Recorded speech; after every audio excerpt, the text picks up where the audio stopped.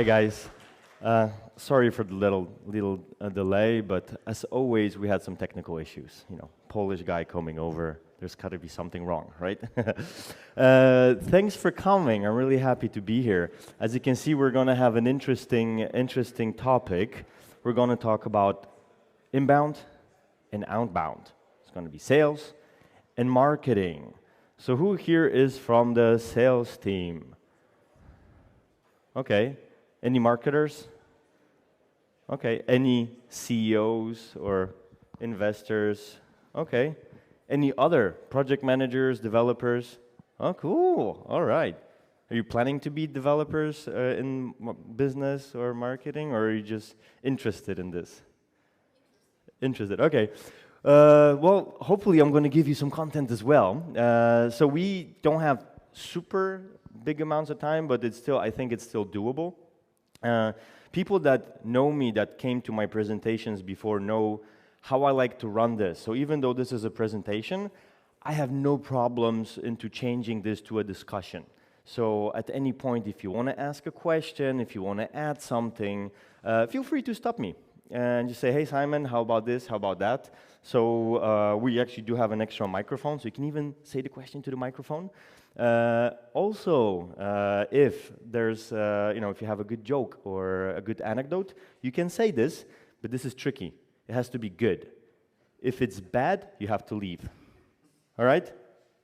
Do we agree? So basically, if you see me walking out in the middle, that means you just missed a great joke. So pay attention.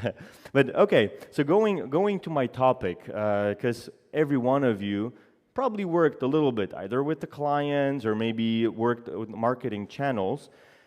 And have you ever have this situation? You had the sales guy coming to you as the marketing, and he said, these leads, they're worthless.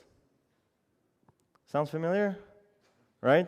Or, the other guy said, I get zero help from marketing. They just sit there, they post, ponies and cats on Facebook. I don't get any help. Sales guys? Sounds familiar? Right? Okay, I know your friends are here, so you don't have to point fingers. Or, maybe just this. These contacts suck. Right? You're wasting my time because maybe your company is selling machine learning and the marketing is bringing you WordPress development leads. Right? It hurts. Right? But from the other side, maybe you as the marketing can say, how can you not close these people? They were so hot. They were closing themselves, and you suck. You just blew it, right? Or you have no idea how to work with good leads. What's up with you? Like, you shouldn't be working in the sales team. You should be cleaning, right? Some people told me that. Or I'm killing myself to get you good leads, and now you're just complaining. Any of these sounds familiar? So looking at this, and maybe it wasn't as drastic, but have you noticed that there's always this fight between sales and marketing, and the bigger the organization, the stronger the fights, right? And sometimes it literally gets political. So maybe some of you CEOs, you see this, that you cannot be either on one side or the other. You have to step back and you have to let them fight, right? Just like in Godzilla. I don't know if you watched that movie. Yeah, but sometimes internally, if you're the sales guy or the marketing guy, again, you don't want to say, yeah, maybe he is right? It kind of feels like this. You cannot be on one side or on both sides at the same time.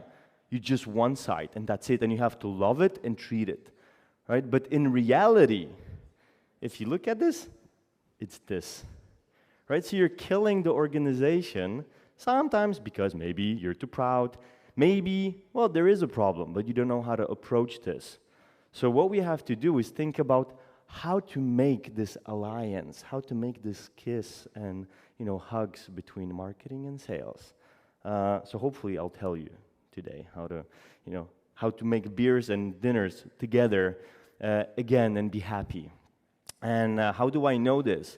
Well, I actually seen those fights. I was in sales and marketing departments. I was leading sales and marketing departments. And I was working with all types of clients, everything from big corporations like Deutsche Telekom or Google, through unicorns like Taxify, some investors, software houses. So I've seen it all. But the thing is, that doesn't matter the size of the company. If there are these two departments, most of the time they fight.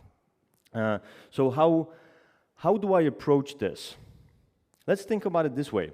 If I told you I have a 300 horsepower car and a 700 horsepower car, which one is better? Which?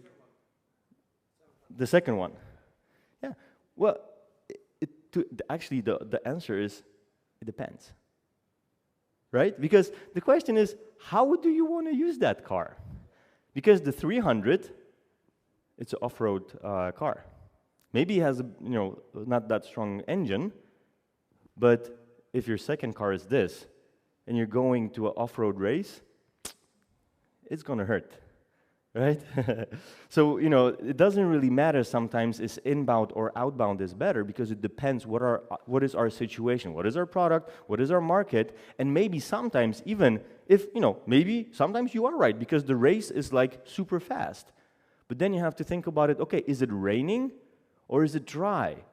Right? Is it really curvy or is it straight? Because even with one car, you have to change the tires, you have to adjust the strategy. So it's not 0-1. It's actually, there's so many factors you have to think about, and it's not from your perspective, it's from the client's perspective, right? Because if I put, let's say winter tires to this, it doesn't really matter what I think, it matters, is it gonna snow? Right? So it matters how the client is gonna see my strategy and how he's gonna react to this. So, as one poet said, everything needs to be balanced. Right? I don't know if you read these type of books, but so how to balance this? I actually have a pretty simple overview. I really believe in statistics. I believe in numbers, because numbers don't lie. Right? So we have to think about, okay, how can we look at leads and how do they react when we communicate with them? So and maybe people that already met me yesterday or before, you're actually familiar with this, because I always try to talk about these numbers. So if let's say we have 100 people that are our potential leads. So they're from our target group, they're from the good company, they're a good position, and possibly they would need our product. Here, we will have 3 categories, which are in a really, really creative way named A, B, and C. So group A, normally, this is like 5 to 10%. These people will never buy from you. Period. They'll never buy. Doesn't matter why. Sometimes they don't work with companies from outside of Germany. They don't work with companies smaller than 500 people. They don't work with companies with green logos. Doesn't matter. They don't buy. And the thing is that we don't want to waste time with them. So for example, when you get a lead, even when it's a bad lead from marketing, if you see that it's group A, don't think about them, just leave them, go away. And I'm going to show you how to qualify that in a minute. But then on the other hand, we have this group C. And these are our unicorns. The cool thing about group C is that they always buy. No matter how great or how bad is your presentation, no matter how awesome or how really bad is your product, they're still going to buy. Right? And there's few different categories here. There's hot inbound, and you definitely have those. You have people that come to you and you don't know how did they find you. They just came and said, hey, here's a bag of money, and I really like what you do, and I'm not sure if it's going to be good for me or not, but please take my money and let's do it. Right? And definitely all of you had this client, and you're like still thinking, how the hell did we sign that project? Right? But you have them, and it's cool. Well, you have them because these guys, they're aware of their problems, and they're actively looking for a solution, and they couldn't find anything else than you. Or maybe they found someone else, but you were better. You built better trust, or there was something, right? So that's one point. So definitely you want to close them, and you want to take that money, and maybe if you feel that your product is kind of bad, you want to improve the product, but still don't throw away that money. Then you have hot outbound. So sales guys, you definitely have also those golden shots where you email different people, send million LinkedIn messages, and someone writes back, oh, I love your offer, yes, here's the money, right? And that's it. And it's a really similar situation, but you did the first step. And it's kind of the same case. Like, they were aware, they felt the problem, they felt the pain, and you got there in the right moment to the right place. But now it's starting to get tricky, because the next stage is actually more developed on the trust and the image of the company. Because maybe you have this inbound, or maybe you have this outbound, where people come to you and they're like, yeah, this is awesome, this is great, give me an offer, da-da-da, you know, you're almost friends. And they're like, yeah, we went with this other company. Sorry. Do you like that? It hurts, right? And this is the time where the first time the sales and marketing should start working together. Because if I'm a super duper salesperson, it doesn't matter how great I am, if I don't have a marketing backup, building maybe even just a simple landing page with some testimonials, or if it's even better, building a blog with specific content, building, you know, social profiles, it makes us more trustworthy, right? So people want to trust me, they want to talk to me, and probably they'll choose me, right? Or maybe even simple thing, like people will reply to an email if they see that I'm really into this. But this is where us salespeople, we need support from marketing, right? So we need to start looking at our statistics and see how many of those super hot clients where, you know, we've been discussing and they were super, super happy in the process, when we lose them before signing the actual contract. If you have those, probably you did something wrong, and probably you're not working close with your marketing to build the image and build the trust, right? It could be some sales issues as well, but a lot of times it's these two things. So this is the first stage, and most of the companies work in this area, so they don't touch the other groups. But now, let's say we are more educated and we're more open, we actually know that in the middle, there's this magical group B. They don't say yes, and they don't say no. Usually their favorite word is maybe, right? And that's it. So what you have to do is, a lot of times, you have to educate them. You have to go deeper and think about, okay, do you really understand what is your problem? Do you understand why do you have those pains? Because maybe you think you have problems because, you know, your developers suck. Maybe they do suck. Or maybe they need some better tools that we sell to manage their work, right? Or maybe, you know, maybe they do suck because you just choose wrong people because your project is planned for something else, right? And of course, we cannot tell directly to this person, hey, I know you're the CEO, and, you know, I know you're great, but yeah, your team sucks and your product sucks too, but how about we help you, right? So of course, we need to have a different type of education, and a lot of times is educating on the solution itself. So even yesterday, I was actually telling, well, I can see some faces that came to my presentation. I was talking about an example. I think it's a pretty good example of educating a client and changing the packaging of my solution. I have a client that built a online negotiation tool. Sounds pretty sexy, right? Instead of negotiating offline, go online, negotiate, woo, and you win, right? Or not, but you get something. So those guys, they're from university in Krakow in Poland. They've been working on this tool for like 2 or 3 years. And they finished, and they wanted to do an MVP in a certain industry just to test it if it really works. So they took a really interesting industry. They took the tool and made a property division for online divorcing in the United States. And that's a real industry. Basically, in the United States, it's legal to take divorces online, right? Pretty cool, right? You don't like someone? Oh, fill out an application and you're divorced. You don't have to see that person. But the challenge is that no one in US has property division. So if, you know, your wife or your husband, you want to split, literally you have to list everything that you have in your house, and then you have to put a name to everything, and if someone doesn't agree with the point, then you start the negotiation. And sometimes it takes months where you have to have your lawyers and the other side have to have their lawyers. So, you know, when the guys came to me and they said, hey, we want to sell this and no one has this in the US, I'm like, so why do you need me? Oh, and then they said, well, there's only 8 websites in the United States that matter.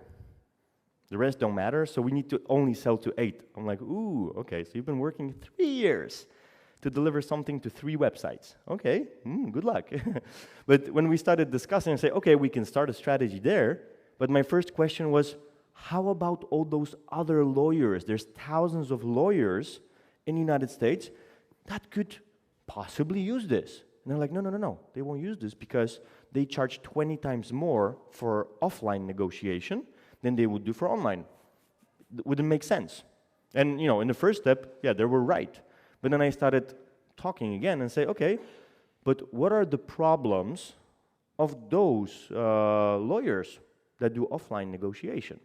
Well, everyone has the same problems if they're running a business, clients. So we say, how about we change the package and we educate them on their client lead generation? Because think about it now, if you have an online negotiation tool, it doesn't matter if you're going to go offline or online with your divorce, you still have to list all your things and you have to pay $5,000 or $10,000 for lawyers to sign for every piece of furniture or whatever that you have at your home. And if they give this as a free tool before someone starts a divorce, they get their details. So from a workflow tool, it changed to a marketing tool. Does it make sense? And it literally took us one conversation, and this guy was like, wow, this is so great, so what do we have to do now to sell it? I'm like, nothing. You don't change the tool, because it's still the same tool. You just change the conversation that you have with the client, and that's it. Right? And actually, we were pretty lucky that we sold to 2 of those big websites, and now we're starting the campaign to those little guys. So now we're going to go more on educating the lawyers that they can get clients other than posting a big banner next to the road or doing AdWords that don't convert in that industry. Cool. Any questions here? Yeah?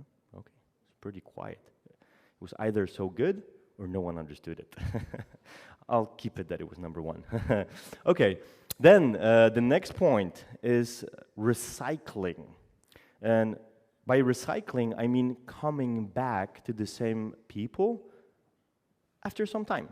Because if someone doesn't buy from me today, does this mean they don't like me? No. Does this mean they don't want to talk? No. Does this mean they will never like me and they will never, or maybe they will never buy my product? No. Right? So basically, I need to change my approach from being this hardcore hunter salesperson, and you probably met those, right? You meet them and they're like, boo, I have a product and it's really nice, and if you not get it, I'm going to be here for 5 hours, right? And of course, sometimes you manage to get out, and when they call you, you're like, oh, no, I don't want to go through this again, right? So what you should do is, first of all, you should think about your regular conversation. Is it open? Is it transparent? And are you literally kicking the client in different places or not? Are you just having a friendly conversation? Because if you're kicking him, yeah, you're doing it wrong. But if you're doing a good conversation, he's going to tell you, hey, this is not the day that I'm going to buy, but you can set up a meeting in another time, like let's say in 6 months or 1 year, and it's okay, right? They're going to go back and they're going to buy because they're going to be more educated. Because sometimes I may tell them, okay, you're going to have challenges with this and this. And at that point, they're like, no, we don't have that. Okay, so let's meet in 6 months. And in 6 months, I'm like, hey, how was it? You were right. It's horrible. I hate it. Now I know. So where do I send the money, right? So we need to know how to recycle it smart, because then we get free leads. Because let's imagine now, you get leads from marketing, right? And we don't close it because it's not the best, and maybe they're not super strong. But we started educating them. And this is where it gets interesting. We don't have to be just like, hey, I'm going to call you back in 6 months. No. We can use marketing automation. We can use drip campaigns where, let's say, you said, I don't want this, but, I want to talk about marketing, or I want to see the SaaS, whatever solutions. I have, let's say, a blog or a newsletter or webinars. And I say, okay, let's not talk about business. Let's set up a meeting a year from now, but I'm going to sign you up for our webinar. How about that? We have a webinar every quarter. So you can just, see what's up, what are the trends, what's new in the industry. And, if you like something, ping me. If not, that's good. And of course, you're going to sign up because you like this topic, but now I'm tracking what you're doing. So if you're clicking a little bit more, if you're looking at more content from the marketing side, then the marketing should come to you and it's like, hey, high five. It's 4 months and he read already 8 articles. Call him, right? And this is where the alliance works really well because the recycling can be faster and the education can be better. Because obviously, when I give leads to marketing, I tell them, hey, their problem was this and this and this, the persona is this and this and this, and I need to educate them on this and this and this. And looking at their marketing strategy, I know that they're going to write content in 3 months about it. So I'm like, definitely put him on that content, right? If he doesn't click, then do remarketing. If he doesn't click, yeah, put that on Quora and send it under his account, whatever. Do something, right? And it's going to convert. Make sense? Cool. Now at least I have head nuts. So what happens here is that the first 2 are based simply on statistics. So if you're going to have marketing here and sales there, you're going to have some results. It's going to work somehow. But it's basically based on your work. You're going to send emails, do some campaigns, you're going to convert something, but until you start working together and putting in your skill and the teamwork, you're not going to get a big chunk of business. And what's really cool is with companies that we implemented this, they have a really interesting problem. They have a problem with which project to choose, because sometimes, some companies pay more money, but it's not interesting. And some companies, they maybe pay a little bit less money, but it's really interesting. But they can even shift it that they can take one big, one small, and they can play with it so they can choose whatever feels better for them and for developers so they're more happy and they don't leave to the competitors. Make sense? Okay. So now the question usually is, okay, this is cool, Simon, but how do we know A, B, and C? Like, how does it work? Well, you just have to feel it. No, I'm kidding. There's actually a science approach to this as well. So think about it this way. And again, the guys that came to my presentation yesterday, they saw this. But if you think about sales, most of the time there's emotions. Or do you believe in this, that there's emotions in sales and marketing? There are, right? And it's not only like I'm frustrated because someone is pushing me into sales, or I'm, crying because the presentation was too long. No. It's more, I call them emotional triggers. So there's always something, and we actually call this the buying line, something that motivates you to a change. And simple example. Let's say right now I drop my phone here, and there's no carpet, so it cracks. When half of my phone stops working, right? Let's say the screen stops working, half of it. There's people which are with their emotions just here on the very bottom. Like they don't really care if it's not working because they're gonna, tilt it. They're gonna write something, or they're gonna say it. Hey, okay, Google, right? And it's gonna work, and it's not frustrating for them because they only send 5 emails a month, and that's it. And they only pick up calls. And you definitely know people that half of their phone is not working, and they don't care that much. Or maybe people that don't have half of their screen in their laptop, or half of the keyboard is not working there, but they're like copy-pasting all their life, right? And it's okay. And it's okay because they don't have an emotional attachment to this. But on the other hand, there's the people on above the buffer zone, which are going to be paranoid. And you definitely know those too, right? You're like, I won't be able to post my Instagram photos from today, and my food, yeah, I cannot put like those smiley face. No, I need to get my new phone. And they're going to go right away to the store, right? But the decision if they're going to buy a new phone or change the screen, that's a logical decision. But the trigger is done by the frustration or by the fear that they won't be able to post something. Right? I was actually this example. I'm not an Instagram model. I stopped that last year. It didn't pay back. But what I did is I drowned my phone. And I work on my phone most of the time. I write emails, I talk on Skype, and I talk with my little daughter. So first thing that came to my mind, I won't be able to talk with my daughter, and I won't be able to reply to an email. So I just came to the store and just literally changed the phone right away, right? And you'll see those cases. And what happens is that Group A is on the very bottom, Group C is on the very top, but Group B is in the middle, and I call this the buffer zone. Because imagine now, you do have this friend who cracked the phone, and he's like, nah, well, maybe I'll change it, maybe not.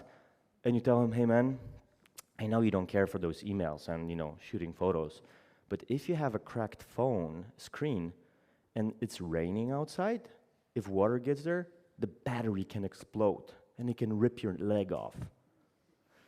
Or at least damage it, right? Is that creating some emotions? Well, that's going to create fear, right? At least it's going to trigger him to Google if it's true.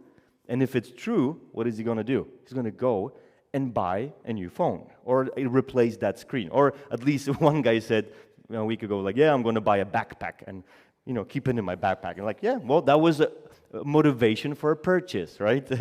So it's a logical decision later what you're going to do. But it's the same with your clients. Some clients don't really care about development, don't really care about tools, don't really care about what you have, and what are their problems, because the problems don't impact them emotionally. But there's some clients, and this is the Group C, which are paranoid. They literally need something, and they don't sometimes even check if it's good or bad, they just get it. And then the biggest group is in the middle, where you need to figure out why. Why do they have this? Why do they need this education or this problem? And then they're going to buy. And of course, it's easy to talk about. Like, it takes more work to build it. But once you understand it, it's really cool. Like, right now, when I talk with software houses, it's so amazing. Like, last week, I had this meeting with a guy. At first, he was really proud. He's like, yeah, we have 70 people and, really big clients, 3. I'm like, 3 clients. He's like, oh, okay. I'm like, yeah, so you probably don't sleep well. Boom, that's it, right? Because at first he was proud and happy, but then he realized I can educate him more. What's going to happen is if one of those 3 clients goes away, basically a third of his company, bye-bye, right?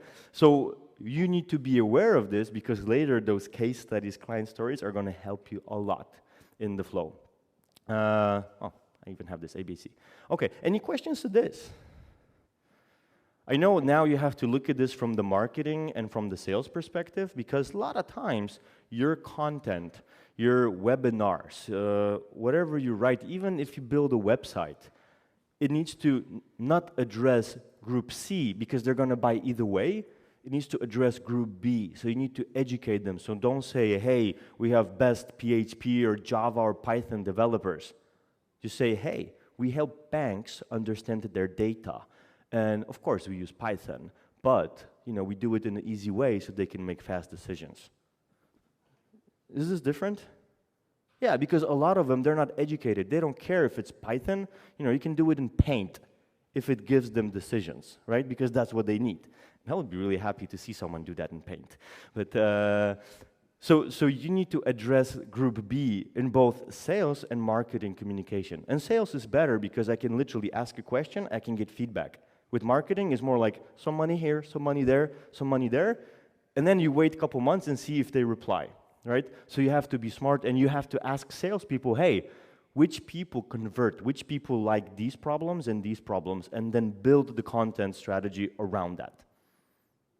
Does it make sense? Cool. Okay. To finalize this, and then you say, yeah, Simon, this is really cool. Yeah, emotions, but everyone says we're too expensive. Did you have that? Like, yeah, we don't want to pay, $8 an hour, right? Or 28 or 80. Doesn't really matter. What matters is how you're going to approach this. And maybe tell me if you're going to see this way. But let's say right now we're talking about these emotions, right? So I drowned my phone. And this is actually a true story. I drowned my phone, and all my life I was super loyal to Samsung. I just, liked it, and I liked the features, and, I drowned it.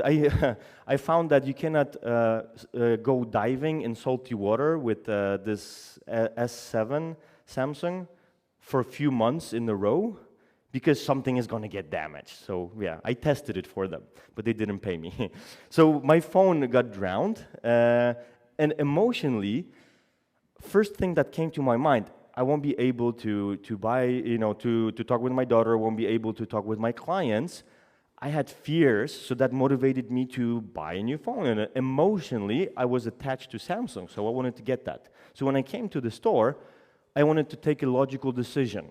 Will I take the same phone, or maybe replace just parts of it, or will I need to buy a new one? And then the lady said, "Oh, you're pretty lucky, because just in a month you're gonna have Samsung S9." And I'm like, I don't have a month. So logically, that was already taking away some value that I was hoping for. So I'm thinking, no, I cannot wait a month.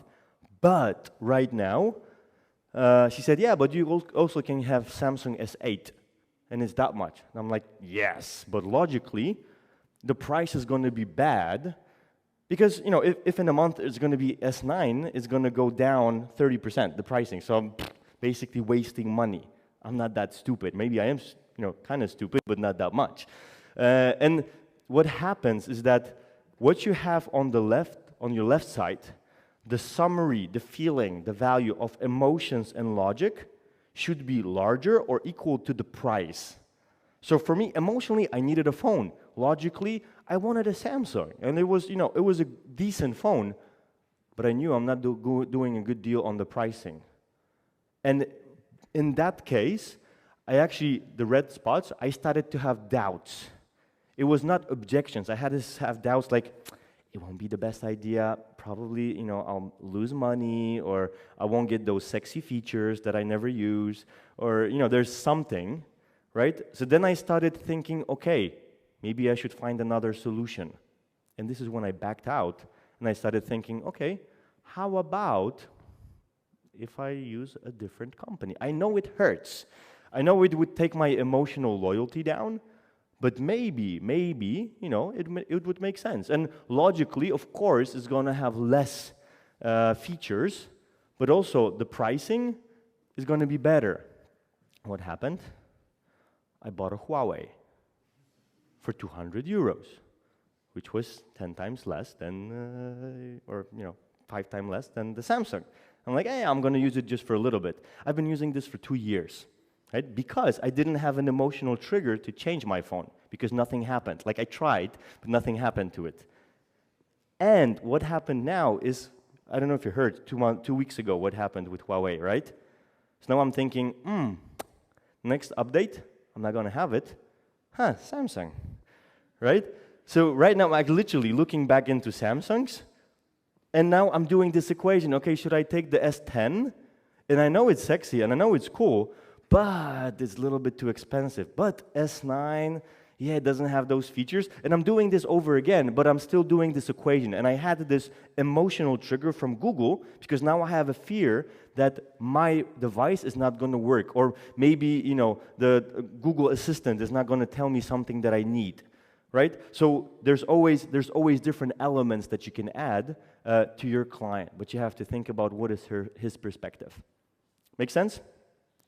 Cool. Okay. Questions? No questions? Wow, okay. So let's do this. I'm going to give you a couple points where to start, how to start bonding this marketing and sales teams. And hopefully you're going to get into that. But first of all, you need to have really clear processes and really clear analytics. Because how can you know what's working and what's not working if you don't have any overview, right?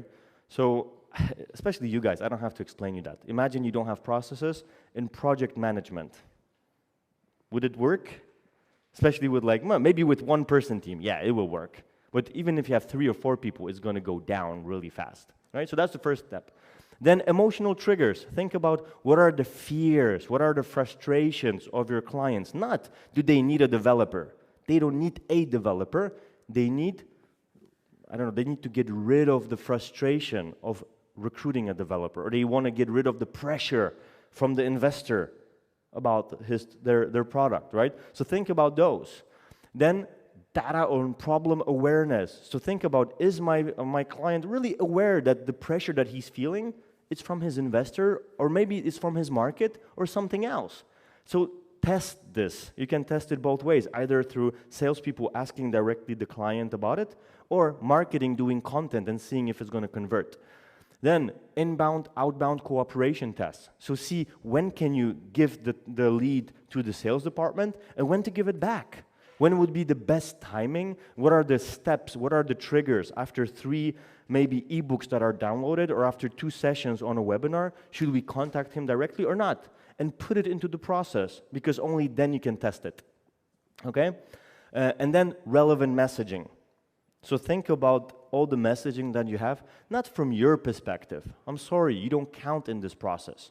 It's about your client. So what does he want to hear? He doesn't want to hear, again, yeah, we have great Python developers. No, we help you analyze your data so you're more happy and you don't have pressure from your investors because you give them all the results. Boom. Right? So think about it as well and revise this and do A/B testing. Pretty simple. Okay? And if you want to study some strategies, with our partner, we actually created a 400-page long analysis of top 30 Polish software houses. And we actually have the whole marketing strategy, like where did they post, what did they do, how did they get their clients, what content converts.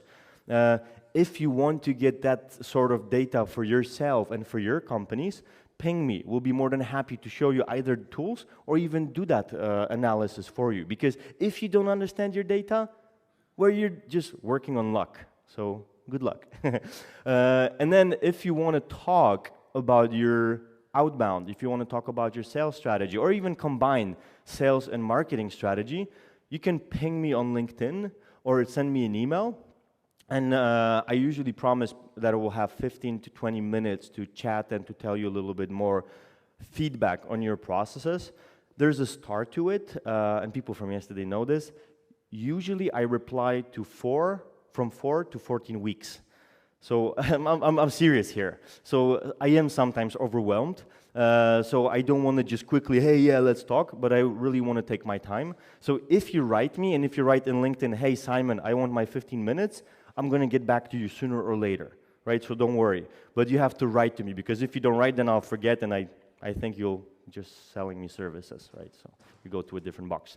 Okay, cool. And yeah, I don't know if there's any questions.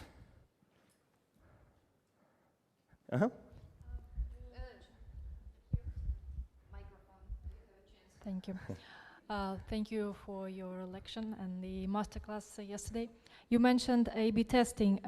How many emails would you consider enough for testing? Like you sent 100 emails with that script? Yeah, well, it all depends on the results. So usually what we do is we start from 20, 30 emails in one batch and see if it clicks. So, or sometimes even before the emails, we go to specific personas. Let's say you're approaching a CTO in a bank. Of course, you probably don't know all the CEOs or a lot of CEOs in a bank, but you may have a client who is a CTO in a bank, or you know someone who works with these type of people. So you take your persona analysis, you take your messaging, your email, and you ask this person, hey, would the CTO like it? So that's your first test, right? And if you can do this, that already gives some feedback. And you don't have to always, rely on that message, because if you only have one guy and he says, no, I would never reply that, but maybe he's in group A, right? So, if you have 3, 4, 5 people and everyone says, no, this message is really bad, I would consider it in personal communication, but they have to be clients or friends. Because if you ask random people, then it doesn't rely that much. And then sending 20, 30 emails, I think that's enough for the batch.